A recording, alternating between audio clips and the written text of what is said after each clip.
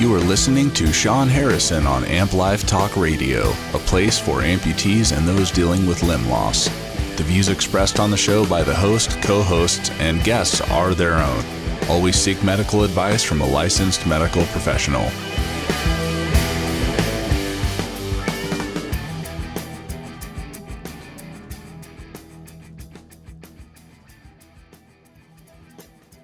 And welcome back, everybody. I think we have most of our technical problems worked out. I want to welcome you all back to another episode of Amp Life Talk Radio, a show for amputees and those affected by limb loss.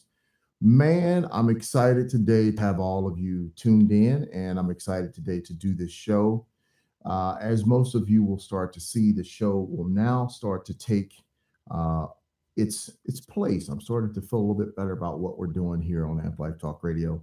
We're going to get more into the therapeutic type of shows that I want to do, because I think everybody needs to have a situation to where we can do this show, which is all about amputee peer support in the privacy of your own home, your car, wherever you want to listen to the show at. You could be sitting in a Starbucks with your headphones on, man, looking at the show, and you can actually type back over here on YouTube. If you're over on YouTube and you're looking at the show, just type in Amp Life Talk Radio.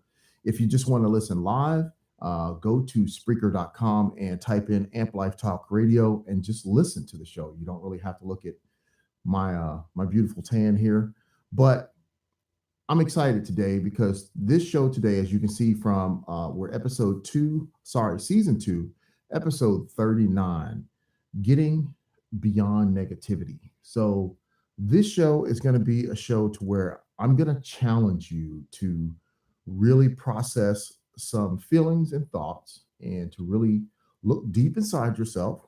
We are actually going to have something at the end of the show to where I want you to work on it and practice it. So we're now coming away with things that I want you to learn as tools to practice so that you can be better as a person, so that you can start healing inside. Amputation is a very hard thing to go through, and it puts a lot on our emotion and our psyche and our person.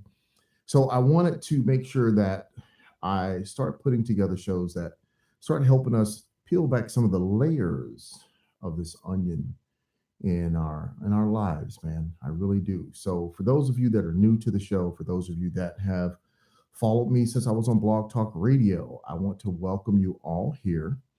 Amp Life Talk Radio, a place for amputees, those affected by limb loss, and that includes care workers, caregivers, family members, brothers, sisters, mom, dads, husbands, wives. This show is all about empowering amputees with knowledge and support, information to make a real difference. And if you are out there dealing with limb loss, I want you to know that you're not alone.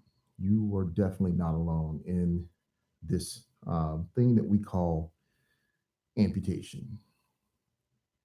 Tonight, the show, we're going to be dealing with feelings, emotions, negativity. How do we get beyond that as an amputee?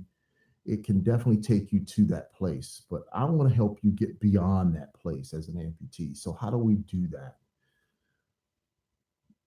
Reacting negatively to negative feelings creates a vicious loop where we feel bad about feeling bad. We feel sad about feeling sad.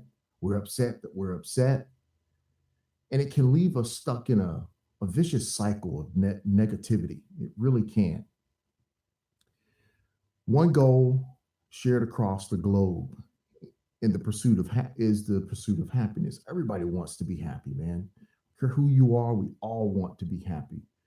What we know this far is that our happiness is impacted by our experience of life, satisfaction, and our perceived well-being is improved through these factors, such as having a positive relationship, increased financial income, like making more money at work, physical health, us being in good health. However, at some point, one of these or all of these may be affected by something.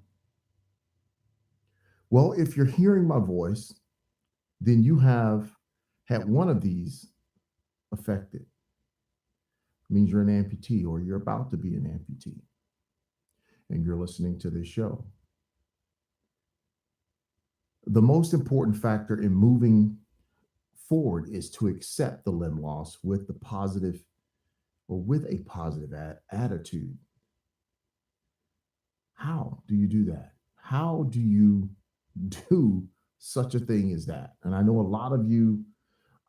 It's funny. I put something up on Facebook that was basically along these lines, asking this question. And one of the things I noticed, because I was going to take some of the comments from there, like I did on the last show, and put them on here.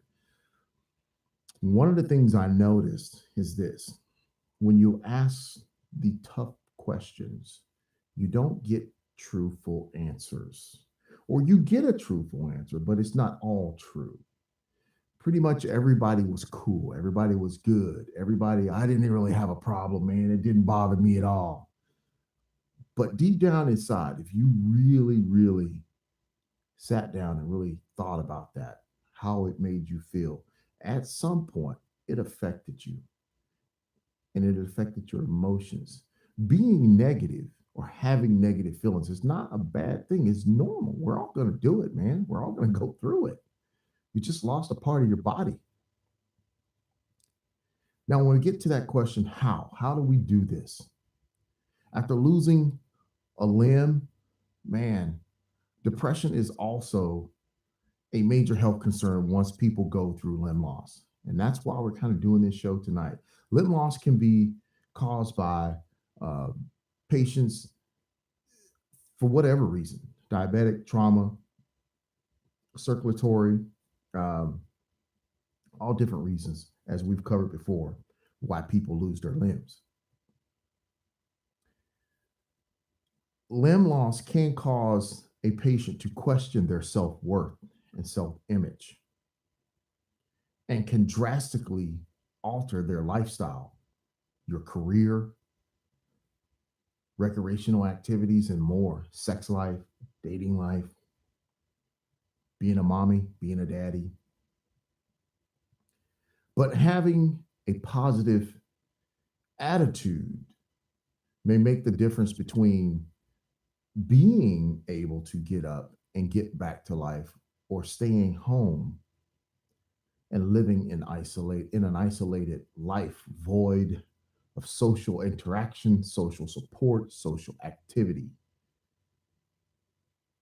The very good news is there is quite a number of internal circumstances under your control as an amputee, as a person. If you decide to change them, you can. And be warned ahead of time. What we're going to talk about tonight, none of these changes come without real effort. Your level of happiness is likely to increase and remain for a long time if you are willing to put in the work to get beyond negativity.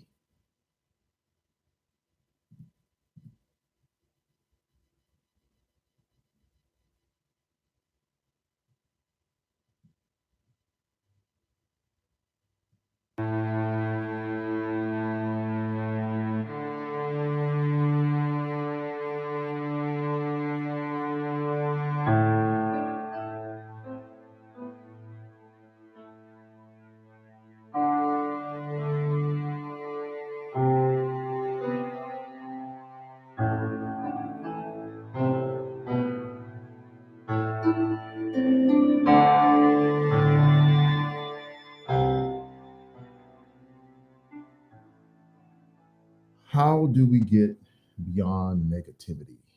How do we do that? How do we move past something that affects us so drastically? Well, before we get into the very first segment of the show, let's give some thanks out to some of the people that help this show do what it does. And that is Soul Effective Productions, my good friend Rich. I want to thank you so much for all the sound effects and sounds that you give me and help me with to make this show sound a little bit better and not so bad because I don't know what I'm doing. But I do know how to push a button, even though sometimes when you push it, it doesn't play right away. But hey, man, that's the internet. But Rich and his company, Soul Effective Productions, they do great work on film, video, and sound. If you need help with something, contact my friend Rich. He has a Facebook page. Go over and check him out. He's a very talented young man. He plays drums, guitars, all kinds of different things Rich gets into. And check out some of his videos over there. But I highly suggest you check him out if you are looking for music or sound or video help production with anything that you're doing. Now, avoiding negativity. How do we do that? What do we need to do? That's probably one of the first things we want to touch on tonight as we're talking about getting beyond negativity. Well, how do we avoid negativity? Well, the recovery process is extremely difficult. That's the first thing we want to talk about. It is important to remember that it is also entirely possible.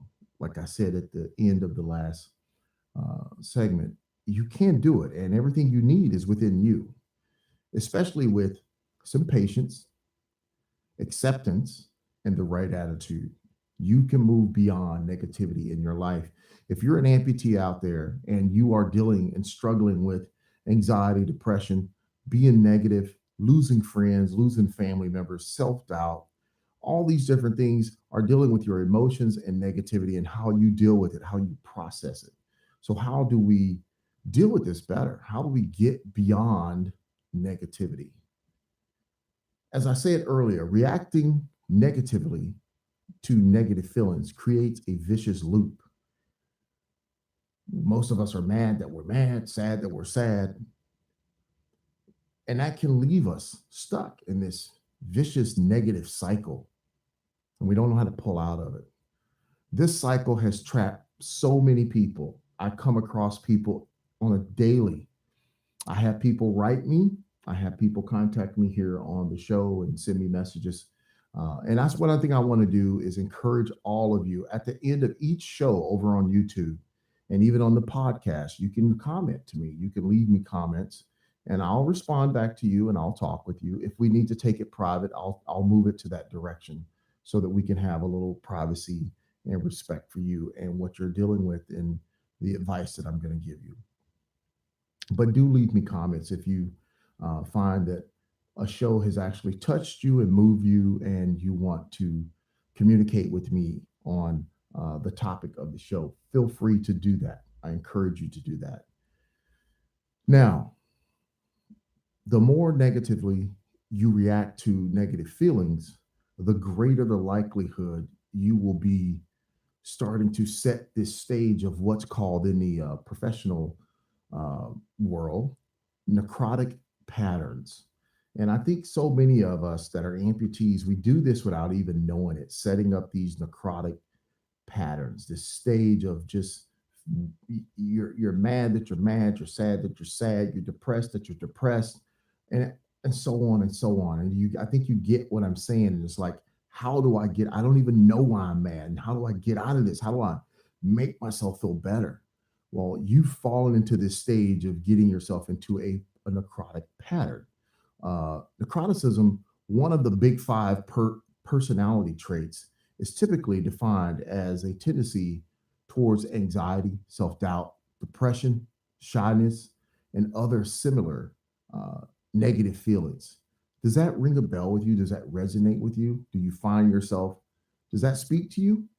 If it does, then this is a show for you. And I want you to really stay with me. This is going to be an intense show, a lot of information, and please hear me out and please listen to this show. You might have to listen to it again just to hear what I'm saying and take in some of this information. But if you are suffering from depression, self-doubt, anxiety, shyness, and it all has to somehow do after an amputation, you were fine before, but now you're suffering from some of these things, this is the show for you to listen to.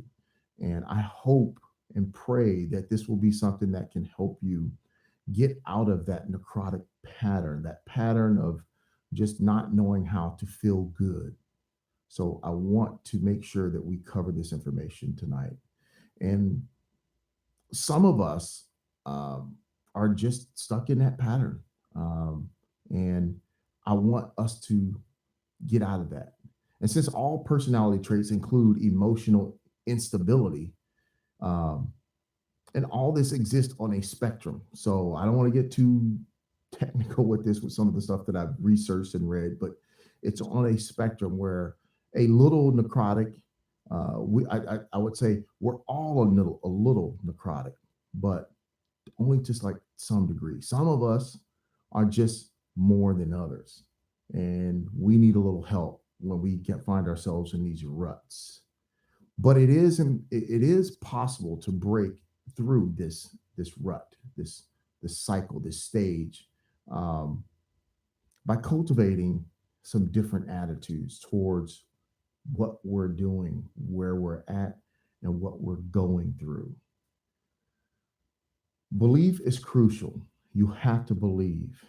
Your belief is crucial in overcoming obstacles in life that can throw you into this dark path, this dark place, this bummer of a situation to where you can't seem to get a handle on your happiness. So, belief is something that you got to have. Believe in yourself, believe that you can pull through this. Instead of negative reactions that are blaming, critical, controlling, and designed to foster some type of escape from negative feelings, a different attitude is needed. Please understand, before we really get diving into this, it is important to be clear that it makes sense to have negative reactions to negative feelings. Negative feelings suck. There's no other way to say it.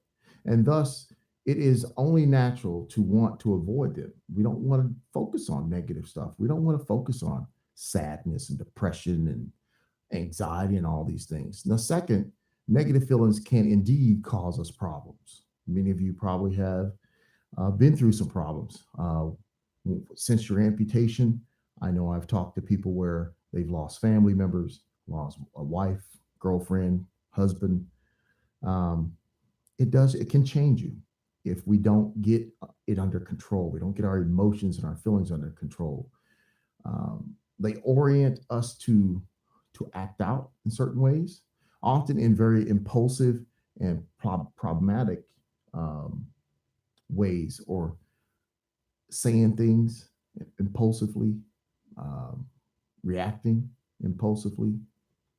These can all be problematic for us if we're not in control of these things or know how to deal with them. And many people find themselves becoming completely flooded by all these feelings and emotions, especially right after an amputation. Man, your feelings and emotions are all over the place. One of the things I will always remember when dealing with amputee patients in my job here with Synergy Prosthetics and as an amputee peer counselor, especially with new amputees, they tend to lash out or display very negative emotions when you meet them first. You walk into a room and you can see that they're angry, man. They're pissed off and they're just ready to chew somebody a new one. Um, Other emotions include anger, frustration, um, with family, with doctors, PT staff, OT staff. They're just pissed, man. They're just mad. And they don't know how to process what has just happened to them. There's blame, there's guilt, there's frustration, there's, how did this happen to me? Why did I let this happen to me? There's so many things going on in that small scope of time when you're newly amputated that you're trying to remain positive, but negativity has got a hold of you and it is hard to break free, brother. So, and I know, like I said before, there's a lot of people that said, no, it didn't bother me, nothing. It didn't really phase me. I was okay from day one. But yeah, that's, okay. As you go through it, and when we sit alone, I think that's when most amputees experience stuff, is when we're alone, when things are quiet, when there's nobody around. Those feelings can creep in. They can really creep in. And we don't want to suppress them and push them down, because that's not going to help us. It's not going to help you to suppress negative feelings. I want to say that. Never, ever, ever suppress your negative feelings. We've got to take those feelings, we've got to process them, and we've got to deal with them. As most amputees, as they try to control these negative feelings and emotions they are having about their amputation in a new situation, they're struggling. They're trying to keep a positive vibe, and a negative vibe is trying to creep in and shut out the sunshine that most of us are trying to have. We want to talk about something: deliberative and intuitive mind, how your brain works. So you have this thing called the deliberative and intuitive mind. We all have one. So don't think that you don't have one. We all have one. And what it means is, instead of reacting negatively to our negative feelings, we can learn to cultivate a different attitude in the deliberative mind. We have two modes of thinking. I don't know if most of you know that, but we have two modes of thinking. And as I talk more, it's going to make sense to you. But these two modes of thinking in the brain, one is deliberative and the other is intuitive. Now, most psychologists have a well-developed understanding of how they work. I'm not a psychologist, so I want to put that out there. Um, and this process is called the dual process theory. And as I read up on this and brought this into the show, because I think it really will help us understand better how our minds work if we understand these two concepts right here. Intuitive, or our emotional mode, it is also called the system one for the psychiatrist. It is blazingly fast, and it's like on automatic. It's like on copilot, and it just goes. But when we generally not conscious of it, so it's working. This intuitive mind, it's our emotional mode. It's working, and you don't even know it. You're not even conscious of it doing what it's doing. It's inner workings inside your head. It uses our past experiences, and basically it sets up uh, simple rules for us. So it takes our past experiences and it lays down some rules, these rule of thumbs that we all live by. Uh, and they are basically almost immediately give us an intuitive evaluation of a situation. So you have these rules of thumb that from our past, your intuitive mind mode basically uses these, and it evaluates. Um, we feel through these, our emotions, and through our sensations around our body, like a gut feeling, I want to say. And it's generally quite effective in familiar situations. Keep that in mind. This is typically spot on in familiar situations, that gut feeling where our past experiences and are relevant to what's happening, and does less well in unfamiliar situations. So this does really good in familiar situations, your intuitive mode of your mind, but it doesn't do so good in unfamiliar situations, such as an amputation, how we deal with stuff, how we process stuff. Is that kind of making sense to you now? Now, the deliberative mode, aka our conscious mode, we have an emotional mode, our conscious mode. It's slow. It ain't too fast because it's just trying to focus on everything. It's self-aware and what most of us consider thinking. That's your deliberative mode, the conscious mode. It's slow. It's not fast. It doesn't process stuff really fast. We can rationally analyze our way through unfamiliar situations and handle most complex problems with this part of our mind, the deliberative mode. it's pretty good at doing those types of things. But unfortunately, this mode is woefully limited in how much information it can handle at one time. We struggle holding more than 7 numbers in short term memory at once. I don't know if you know that. That's where this is at. And thus, this relies on system one, which is our intuitive mode. Okay. It relies on that system for much of the real working of thinking. These two systems can work independently of each other in parallel and can disagree with one another. Like when we're troubled by the sense that despite our careful thinking, something is just wrong with a decision we have either made or taken. Now, take a minute and think about someone you know who went through a very stressful situation. I want you to try and imagine what was going through their minds at that point. Now imagine turning that same focus that you're focusing on someone else, that lens, turn that on yourself. Imagine yourself seeing the feelings you have and the rush of thoughts that follow and the situation you are in and your history that led up to it and other key people involved. Taking this self perspective is hard and takes practice. Our habits of acting or reacting are hard to change, but they can. It's almost like you've probably heard somebody say, put yourself in their shoes.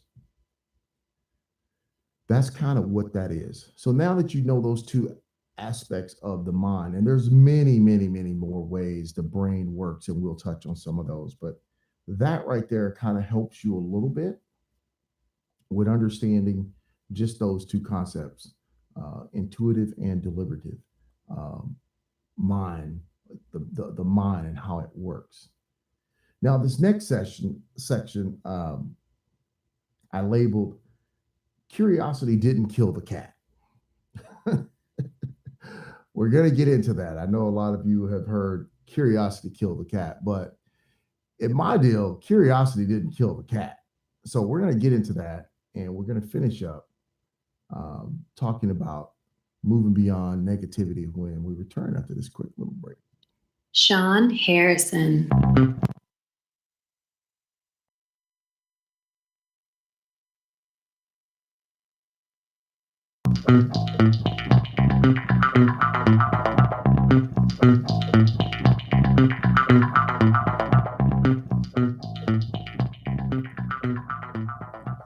And yes, we're back. I tell you, I always listen to I listen to iHeartRadio and I listen to some of those guys, and I'm always cracking up because when I listen to their shows, some of their stuff sticks and pauses like mine, or it repeats itself. And I always sit there and say to myself, man, these guys must have some cheap equipment. Do they realize their stuff is doing this? So it's kind of funny when you kind of do your own show and you hit a button and everything doesn't go the way you want it to. But hey, that's what live podcasting is all about. I don't do really pre-recorded shows. I do come back in and try and clean things up towards the end, especially for my YouTube guys. But hey, man, it's real. It's live. I'm not faking the funk here. This is a live deal, and you're getting you're getting a live show, brother. So let's get back into curiosity didn't kill the cat. And before we start this, I want to thank Synergy Prosthetics for sponsoring this segment of the show. Synergy Prosthetics, they are located in Southern California, Sacramento, and Central California. For those of you who didn't know, Synergy Prosthetics is where I work. I'm a director of patient care for Synergy Prosthetics. So if you are in need of prosthetic care, hey, reach out to me. Let me know if you're in my area, or even if you're not in my area, I'll put you in touch with somebody from Synergy Prosthetics. Curiosity didn't kill the cat.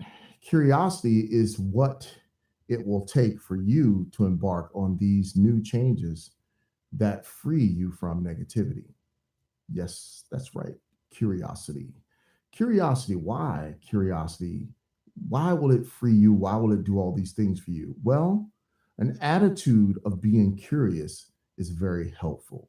Curiosity is the attitude of open uncertainty and a desire to know more. Why is that important? Well, it means that taking the stance of wondering and seeking understanding, this means that you will adopt a questionable or questioning attitude first and foremost. Where do these feelings and emotions come from? And what purpose do they serve? That's a very good thing to have because when you're sitting there and you're mad and you don't know why you're mad, or you're mad because you're mad, you're sad because you're sad, you're depressed because you're depressed, curiosity is what's going to help us move beyond that. Because now we're going to start to analyze and ask questions. Why am I sad? Why am I sad? Okay, I lost my leg, but I'm alive. And if I didn't lose my leg because of health reasons, I'd be dead, but I'm alive. Yes, I lost my leg, I lost my foot, I lost a hand, I lost an arm, but I am alive. I'm able to continue with life.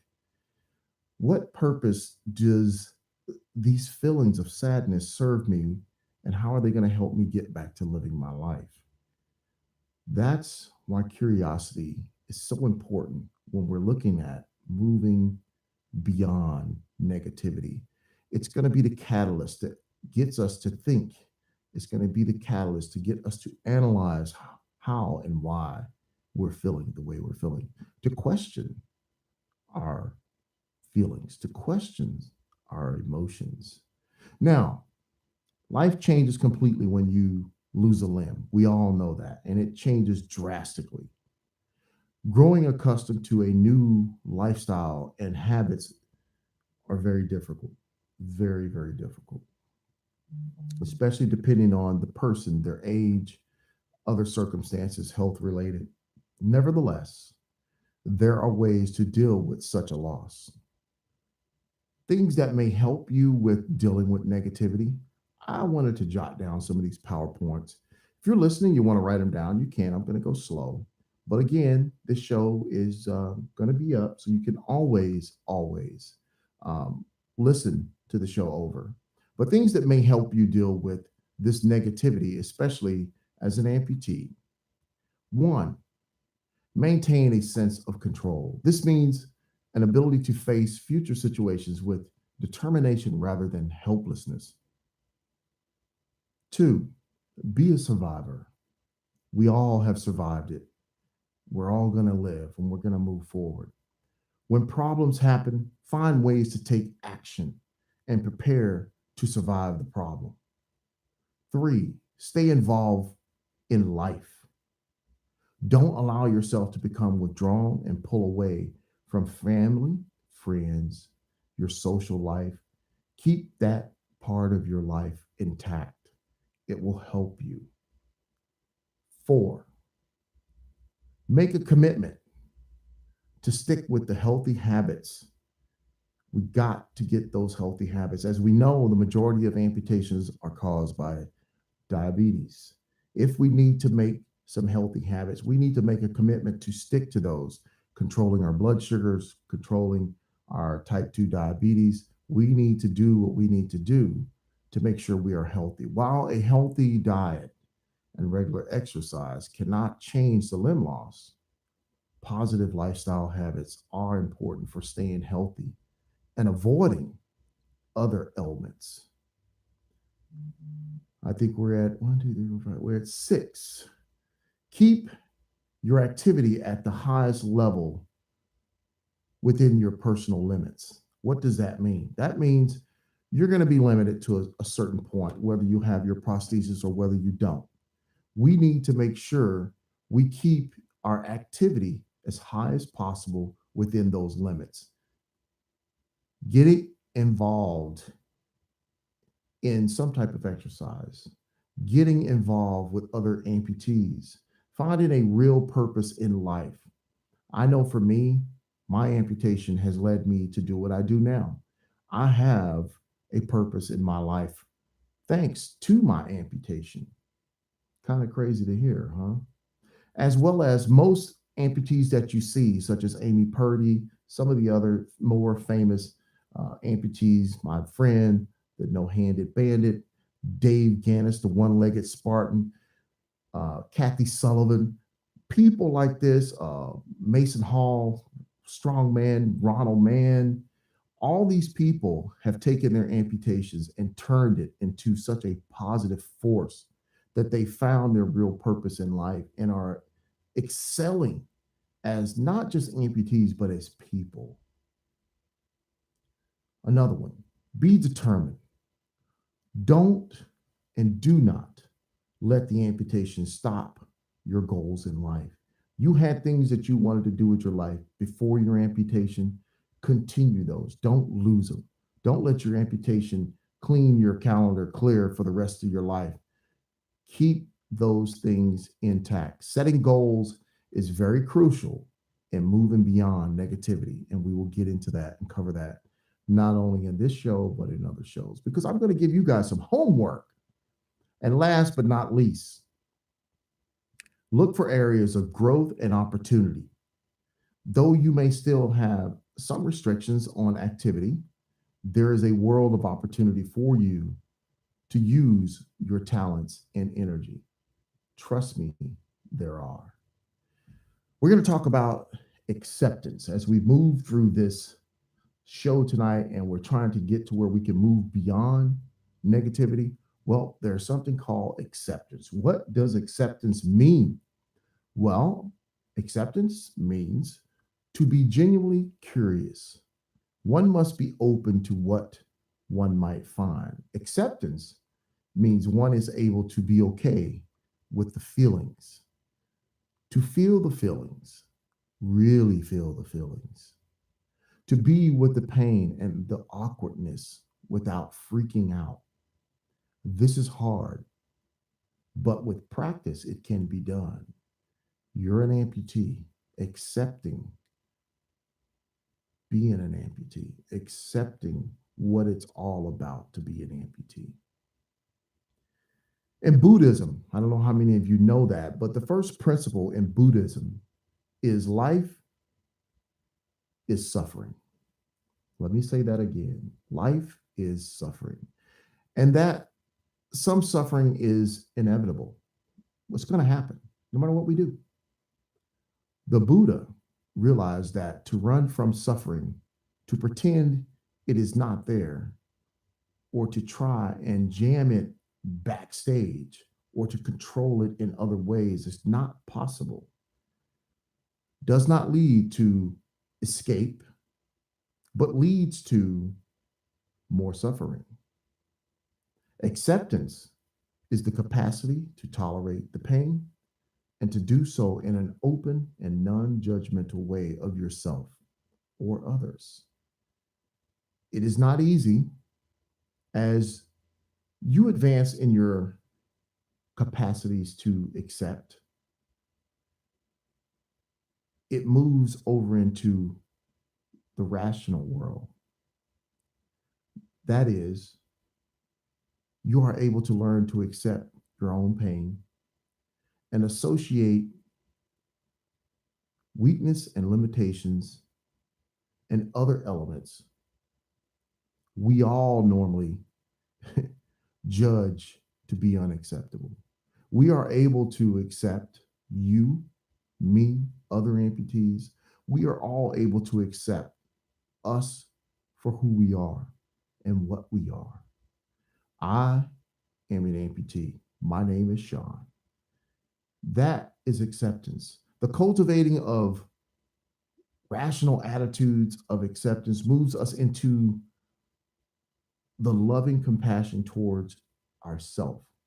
Learning to love ourselves means we have to learn to accept ourselves.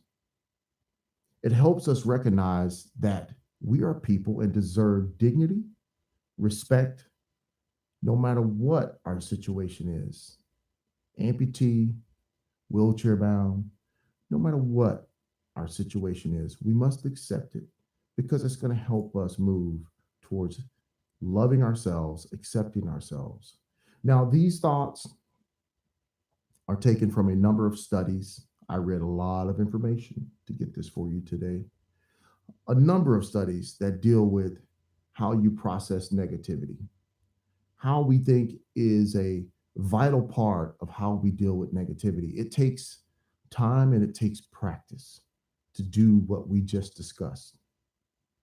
This will not come easy, and it must be something you truly, truly want, as it will take and force you to look deep inside yourself to process and self evaluate. So one must ask yourself, how much do you want to move beyond negativity? And if you want to do that, listen to what we just talked about. Work yourself through these steps, and you will find that you will start to move beyond being so negative and letting negativity and anxiety and depression control you. You're in control of you and your life. You have more power than you know. As we move on and we've gotten through acceptance, we need to learn how to process some emotions. But quickly before I say that, I want to say a quick thank you to Valley Wound Healing, Valley Wound Healing of Modesto. These guys are great. I work with them a lot. And if you are in a situation where you have a wound that is not healing, man, let me tell you, if you live in the Central Valley area, get your doctor to write your prescription over to Valley Wound Healing Center of Modesto. Please do that. You will be very happy. Hey, and we'll get to meet each other. But check them out. Go see them. Look them up online. I know they have a website, Facebook page, but check them out. You'll see them on the front page of my website. Just click on that link. It'll take you over to them. But I want to thank them for sponsoring this segment of the show. Real quick before we continue on with this segment of the show, I need to wet my whistle because my lips and my mouth is getting very dry. So let me do that real quick, and I will be right back.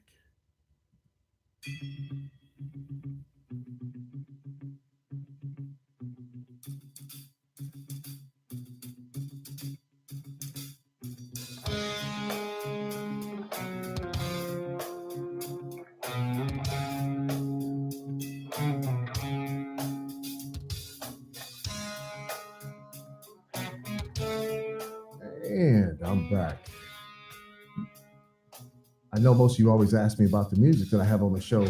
These are my good friends, Zed, a band that really has some really good music through my eye doctor, Dr. Severin. Dr. T, he has the Ripple Effect music, and check those guys out if you want to know more about Zed and some of the clips that you'll hear on the show. Just hit me up, send me a message, and I can send you some places where you can go and get more of their music and hear them.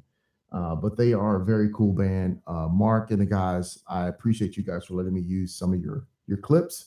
I'm very thankful. Dr. T, I'm always so thankful for the people that help me with this show. And I want to make sure they get proper acknowledgement. So as we move from acceptance to processing our emotions, in this journey to get beyond negativity, processing our emotions, essentially, this means getting a deep understanding of what we are feeling, why we are feeling it, and what to do with it. I bet you that's a big one for a lot of you guys, huh? So let's do that again. A deep understanding of what we're feeling, why we are feeling it, and what to do with it. That last one is probably something that you didn't think about. What to do with these feelings. Before we begin, I want to note that psychologists often make a distinction between emotions and feelings. Usually, believing that emotions are larger concepts that encompass many simultaneous feelings. I want to put that out there because that is such an important part of what I read to put together this show. Because just in case some experts out there listening to the show, I want to make sure I put those things out there just to cover myself. Now, processing emotions. We need to understand how emotions work. So, how many of you, real quick, just take a pause. Do you know how your emotions work? Well, I think we're going to find out a little bit about that today. There have been debates in many disciplines for centuries about how emotions work. Some of the new work that is out there today has attempted to synthesize all of these understandings. Um, Basically, it looks like this. Now, I'm not trying to get too technical. I'm trying to keep this in layman's terms. So bear with me. All right. Basically, it looks like this. We have contact with a stimulus, such as an event, an amputation for us that are here with this show, an object, situation, sensation, or thought. So we have contact with this event. We pay attention to this stimulus, this feeling, this emotion. We have an interpretation of this stimulus, this feeling, this emotion. We have an emotional, psychological reaction to this stimulus. Some emotions are instinctual responses, while others are conditioned responses. So some emotions are instinctual responses or conditioned responses. What are, or should I say, what emotions are there?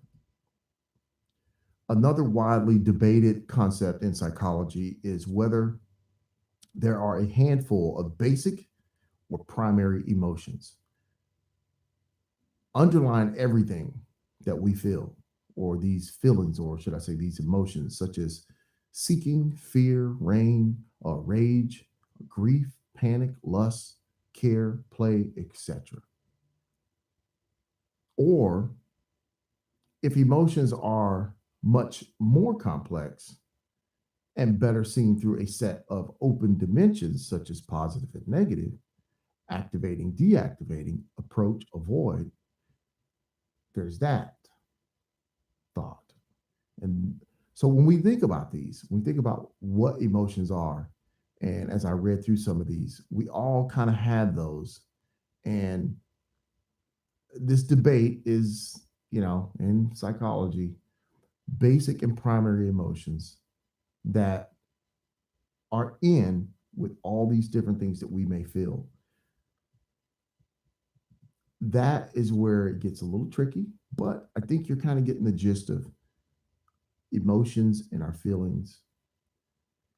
Emotion regulation style. Now we're getting a little bit deeper into it because now we're talking about regulation, which means regulating emotions. How we deal with our emotions, there are a variety of ways with experiencing them. Choosing the situation, or we'll say choose the situation. Basically, we can take some kind of action to make it more or less likely that we'll end up in a situation that causes us a type of emotional experience. That's one. Modify the situation. This is when we are already in a situation, but try to modify it somehow to alter its emotional impact on us. And we can all keep in mind as I read through these, put yourself in your situation. You're an amputee, whether you're below the knee, above the knee, missing a full arm, above the elbow, below the elbow, missing a hand. Our emotions in these situations, did we choose the situation? Are we trying to modify our situation to somehow modify it, somehow to alter our emotional impact? Shift our attention. Are we trying to shift our attention, regulating our emotions? These are the different styles of how we try to regulate emotions, shifting our attention. This is when we change our attention focus related to the event, distract, focus focusing attention on different aspects of the situation, or we move attention away from the situation altogether, whereas concentration draws attention to emotional features of the situation. So we're not talking about the situation, but features of the situation. I'm an amputee, but oh, prosthetics. I'll be doing much better if I get a prosthetic. Um, I don't need a prosthetic. I have a wheelchair. I'll be just fine. We're shifting away from the fact that we are an amputee and we're going to feel certain things and we're going to go through certain emotions. Change your perspective or change the perspective. This is when we change how we appraise or evaluate the situation. We are in to alter its emotional power over us. The two main ways of doing this are to change our perspective or change our views of dealing with it. Let me say that one more time. The two main ways of dealing or doing this, change your perspective, to change our perspective completely or change our views of dealing with it. And lastly, manage your reaction, trying to control that reaction, trying to suppress those feelings. This is what we do after we already have the emotion and try to influence the psychological or behavioral response as directly as possible. Ideally, we want these to adapt to us, a healthy for us. Managing our reaction, controlling our reaction, suppressing our reaction. You heard me right, suppression, pushing it down, not letting it be known. We don't want people to really know how I truly feel. I'm okay. Trust me, guys, I'm okay. I'm really good. Managing that reaction. I'll just tell you guys, and I think most of you have heard this from me. I cried, man. And it was probably one of the best things I ever did when I lost my limb. I cried. And I didn't cry just once, I cried multiple times. And even to this day, as I was writing this up, knowing I was going to talk to you tonight, it brought back some feelings, man. It made me do some self-evaluating. I'm just going to be honest with you. And it was a good, how can I say, it was good to do this show because it made me really think about some stuff and process some of my emotions. So I'm hoping that you are really getting something from what I'm talking about tonight because it really made me sit down and deal with some stuff. Now, processing emotions, there's a little scale. I'm gonna probably have it up on the YouTube channel. There's a chart that I'm looking at, but we're gonna go through it. And it's all dealing with processing these emotions. Processing your emotions is very important. So we're really spending a lot of time on this because if we want to move beyond negativity, we have to learn how to process these emotions that we are feeling. In this little scale, there's 5 things that we all kind of went over, but I'm going to go over these new ones with you here. We hit some above, but I'm going to hit these right here. Sensing. Noticing in your body that you have or that you are having an emotion or feeling. We all know that. We could be sitting out in public doing stuff, whatever, but then we got this feeling in us that we're feeling a certain way. Sensing. We all need to know when we're sensing and how we're sensing what's going on with us in our body. Naming. Choosing an accurate name for the emotion that we're feeling. So we have an emotion or a feeling that we're feeling. What is it? It goes back to the curiosity. We got to be curious enough to figure it out. What is it that we're feeling? What am I feeling, man? Am I feeling mad? Am I feeling sad? What am I feeling? And give it a name. And you're going to see why this is important later on down in the show, because I'm going to want you to take note of some things as we try to work through something called mindfulness. So, attributing, making sense of what caused the emotion or feeling to happen. What can I attribute this to? Why am I feeling this way? 4, evaluating, checking in about how you feel about having the feeling or emotion you're having. Evaluating, how do I feel? How do I feel about this? Acting is the last one. Deciding how to cope, use, or deal with the emotion and feeling. This is very crucial right here because in moving beyond negativity, acting out sometimes is what we do when we have a negative feeling or these feelings and emotions that we don't know about and we don't know what to do with them. So we act out, acting out, deciding how to cope. How do I cope with this? How do I use it? How do I deal with it? Again, sensing. The building blocks of emotion are in the physical sensations and automatic impulses we have.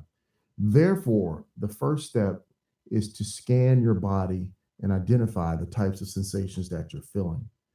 Um, Asking yourself, um, these emotions I'm having, are you holding tears back?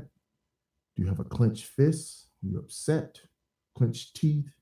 Is there a lump in your throat because you really don't know what to say? I know for me, when I first saw my leg, when they took the cast off, oh man, I didn't, I had a lump in my throat, all right. I had a lump in my body.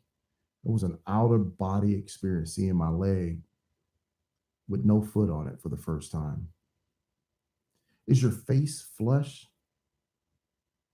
One mistake people make is skipping over this step entirely. Sensing. What are you sensing? What are you feeling? Because if you don't know what you're feeling, we don't know how to go through with the next few steps. So we've got to pay attention to sensing what our body feels because it's going to help us figure the rest out. This leaves us somewhat out of tune with our body when we can't sense what's going on with it. Naming. We touched on that above, and I want to get in a little bit more into it. Once you have the physical feelings down, you have went through sensing, you have those feelings down. It is important to accurately name the emotion. Is it sadness? Is it anger? Is it disappointment? Is it fear? The mistake people hear or that they make here are mislabeling their emotions or using generic words to describe them because they don't want to use the exact word. You know, somebody's talking to you and they're like, well, what's wrong with you? You don't want to say I'm upset. So you say, I'm just bothered. Say I'm upset. Say I'm upset, man. I'm pissed off. I'm mad. I'm angry because that's being true. It's being real. That's how you get the help you need. That's how you're going to be able to process what you're feeling. So we need to be able to say that. If you're feeling weird, say I'm feeling weird. If you're feeling bothered, say I'm feeling bothered. If you're feeling upset, say I'm upset. There is more power and more ability to work with your emotions using the proper words. And additionally, we find often blends of several emotions. So sometimes it is hard to put a finger on that one emotion and say what it is. Conflicting emotions happen, which means this part is even more difficult for you to process. Having a good emotional vocabulary is going to help you. It is important. So definitely check your emotions and try and make notes of them on how you really feel. Okay. Attributing. So we're kind of getting back into that and really going into that in depth.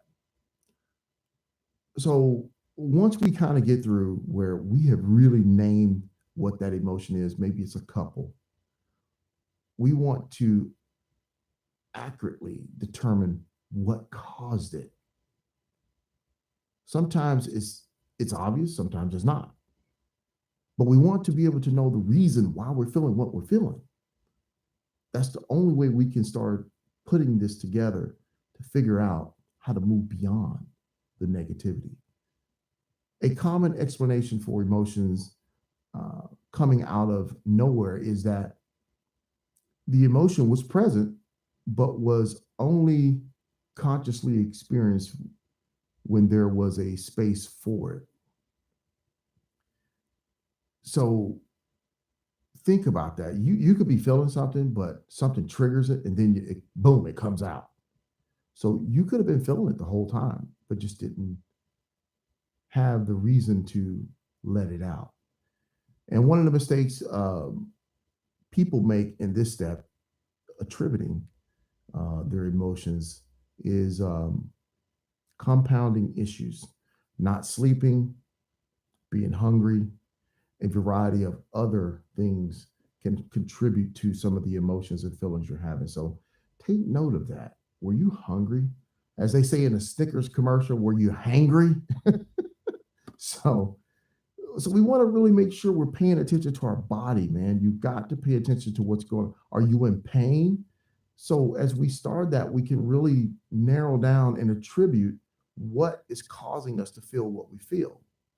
Now, as we go into evaluating in this step, we need to really ask ourselves how we feel about having the emotion. We have to be honest. And this is where I find this is probably going to be the toughest thing for most of you to do. We need to evaluate, truly evaluate how we feel about having the feelings and emotions we're having. We all have different answers to this based on our identity, our culture, our comfort with certain emotions, our level of amputation, and other things that are going on in our life. For example, someone may feel perfectly comfortable being angry, but feel very uncomfortable being sad. I often hear amputees say things like, "I'm angry that I'm angry," or "I'm sad that I'm angry." This extra feeling means that the intensity of the emotional experience has dramatically increased because of your discomfort. It could be shame or something else that has been uh, added to the sadness or to the anger. Basically, things get really complicated here if you do not accept or value the emotion that you are experiencing. I generally promote the idea that all of our emotions are valid, every last one, especially after going through what most of us have been through. Even if it's just a signal that something is happening with us um, in our world, in our home, in our life. Now, as far as our actions related to our emotions, that's another issue. But the emotions themselves, we must work to accept that they are there. Um, they are a very intimate part of the human experience, and you being a human and being an amputee. These do have a purpose, and we need to figure that out. And last but not least, acting out. Like I said, after all this is complete, when we get to this stage, we're left with those choices about how to proceed once we have these emotions going on in us. Um, we have a flash of a very strong emotion. The action will often just happen sometimes. But for emotions that linger, cause us to be in this state of negativity or come on and go, emotions that come and go. We get to decide whether and how we will express these emotions. I mentioned earlier that you're in control on how you cope with it. The key here is that we think ahead. We need to move into being more mindful.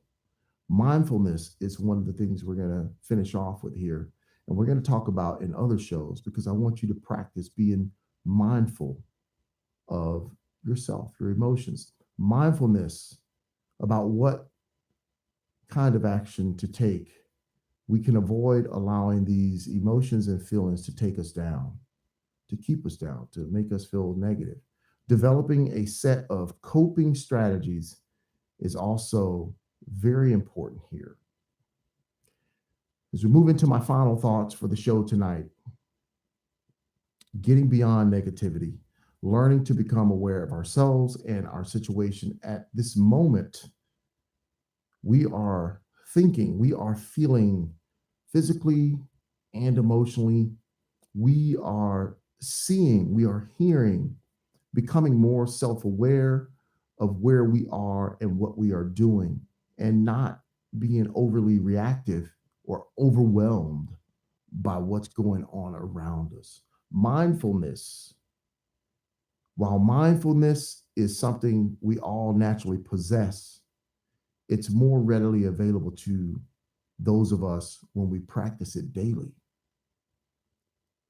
Whenever you bring awareness to what you're directly experiencing via your senses or your state of mind via your thoughts and emotions, you are being mindful. You are practicing mindfulness. Mindfulness is available to us in every moment of our life, whether through meditation and body scans or mindful moments practicing, like taking time to just pause and breathe when the phone rings. You ever have somebody that you get to the phone, you run to the phone so quick, you're answering, it sounds like you're out of breath, and people go, "Man, are you out of breath? What's going on?" Take a moment to be mindful. Take a moment to gather yourself. Take a moment before you answer the phone. Take a moment before you respond to your wife, to your husband. Take a moment to be mindful of what you're feeling. Take a moment before we say something that we don't mean or we think something that we shouldn't be thinking. Mindfulness helps us put some space between ourselves and our reactions, breaking down our conditioned responses. Now, I know you're going to say, how do I become more mindful? Well, wouldn't you know, I came up with something. So I wrote this down and I want you guys to really work on this. If you find yourself in a very negative place in your life, take this down and try it. And I'd love to hear from you to hear how it works for you. So, how does one become more mindful? Becoming mindful and working on mindfulness will help us with all the things that I talked about earlier in the show. This is the culmination of this entire show, which is what we're about to go through right now. First off, take a seat. Find a nice, quiet place, a very calm place where you can sit and just be quiet. Set yourself a time limit that you want to be in this place. If you are just beginning, try 5 minutes. I'm not going to say 10 minutes, just try 5 minutes of just taking a seat, sitting somewhere. And I want to make sure I really talk about this, as we all are amputees and have different levels of amputation. Just find a place where you can be still for a long period of time, 5 minutes. Set that time, commit to that time, and just be still. Be comfortable and be still. Notice your body while you're sitting there. You can sit in a chair with your feet firm on the floor. If you feel like it, sit with your legs crossed. If most of you that are into yoga, if you want to assume a position, you can kneel. They're all fine. Lay. Just find a place where you can be still and be quiet. Set your time limit, 5 minutes. Feel your breath as you breathe in and breathe out. I want you to feel yourself breathe. Follow the sensation of your breath as it goes in and out. Notice when your mind starts to wander because you're focusing on breathing and nothing else. But if your mind starts to wander, I want you to notice when your mind starts to wander. And inevitably, it will. It will wander. Your attention will leave the sensation of breathing and you thinking about your breathing and wander to other places. When you get around to noticing that you are wandering,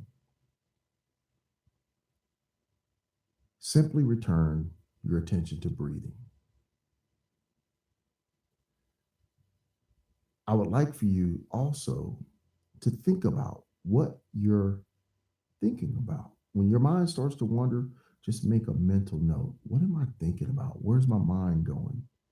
Just make a mental note of that, but bring yourself back in a few seconds, a minute. Bring yourself back to simply paying attention to your breathing. In and out. In and out. If you wander off, it's not a big deal. The exercise is basically seeing how you can bring yourself back to breathing. Be kind to yourself and your wandering mind. Don't be judgmental. Oh, I can't do this. Oh, man, this sucks. Focus on breathing in and out.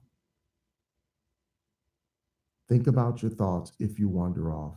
Just make a mental note of those thoughts. When your time is up, grab a pen and paper and write down what you found yourself wandering off thinking about. What was taking you away from your moment of being mindful of your body and your thoughts and your emotions. Work on that if you can, and we'll get more into that. And I'll talk to you about the results of what that means when you do mindful practices and how they may be able to help you bring yourself out of being a negative person.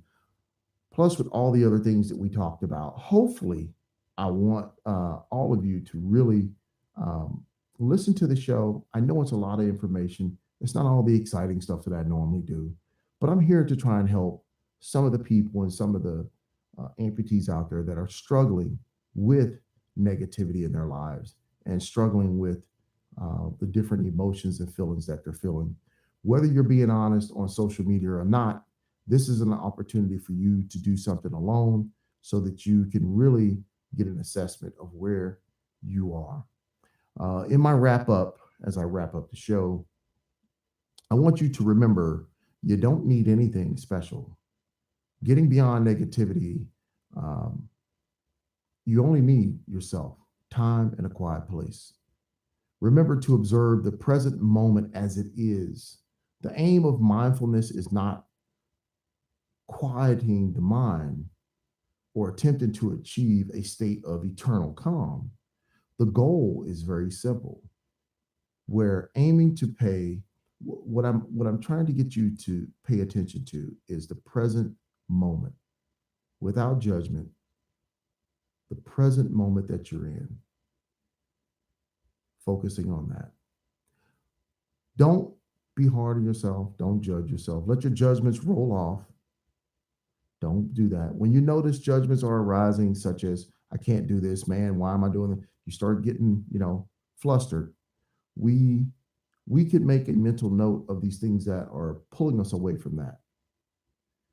So we can come back, focus on those, and think about figuring out, what was I feeling? Why was I feeling it? And what purpose is it serving me in my life? Remember those things? Return to observing that present moment as it is. Live in that moment. Our minds often get carried away in thought, and we want to control that mind so that we can control our emotions. That's what we want to do. So I want to leave you with a thought before I end the show. And that thought is this: you are not your thoughts. You are more than that. Now, everyone, I'd like to thank you all for taking the time to listen to another episode of Amp Life Talk Radio. Keep in mind, you can find us over on Facebook at Amp Life Talk Radio. You can see us on Instagram, and I really want to encourage you guys to add the Instagram page and the Facebook page.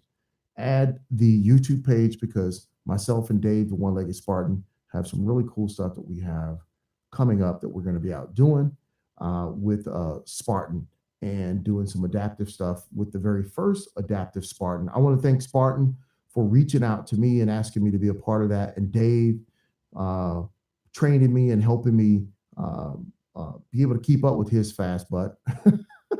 But the people at Spartan are awesome people. If you've never done one, go out and check them out. But I 100% support Spartan and what they do and what Spartans are all about. If you've never seen one, I encourage you to go out, check it out. It will change your life. I know it changed mine.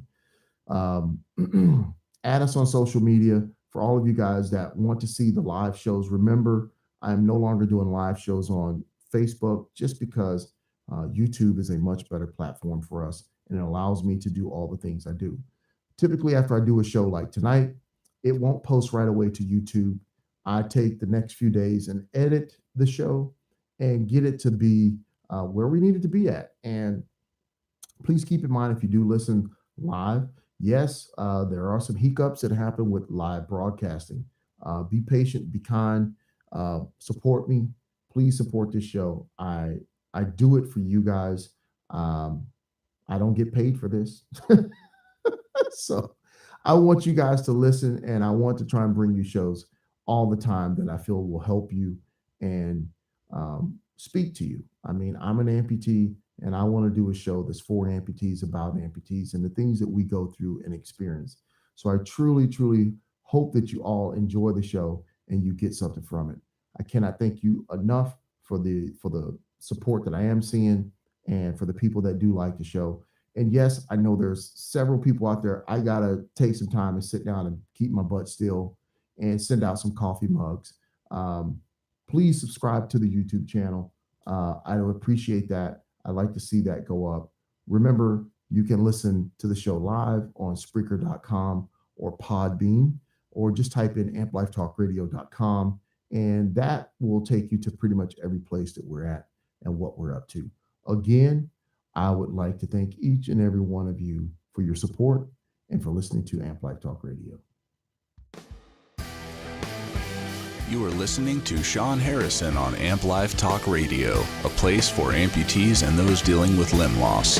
The views expressed on the show by the host, co-hosts, and guests are their own. Always seek medical advice from a licensed medical professional.